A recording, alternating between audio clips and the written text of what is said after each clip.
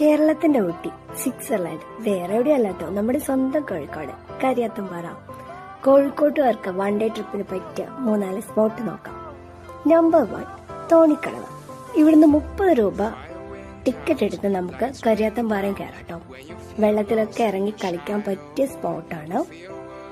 ഇതേ റൂട്ടിൽ തന്നെ കേട്ടോ നമ്മള് കക്കയം ഡാം കാണാൻ പോവാം. കോഴിക്കോട് നിന്ന് 45 കിലോമീറ്റർ ഉള്ളവിടേക്ക് നമുക്ക് 2 വഴി വരാം. താമരശ്ശേരി വഴിയാണെങ്കിൽ എസ്റ്റേറ്റ് മുക്ക് വഴിയും, പേരാമ്പ്ര വഴിയാണെങ്കിൽ ചക്കിട്ടപ്പാറ വഴിയാണ് കേട്ടോ. വയനാട്ടിലേക്കൊക്കെ പോകുന്ന പോലെ നല്ല വ്യൂ പോയിന്റും കാര്യങ്ങളുമാണ്. നമ്മൾ കക്കയം ഡാമിലാണ് പറ്റിയത്. ഷട്ടറൊക്കെ അടച്ചിട്ടതാണ്. ഇവിടെ ബോട്ടിങ്ങും കാര്യങ്ങളും ഉണ്ട് കേട്ടോ. സ്പീഡ് ബോട്ടും അങ്ങനത്തെ ബോട്ടൊക്കെ ഉണ്ട്.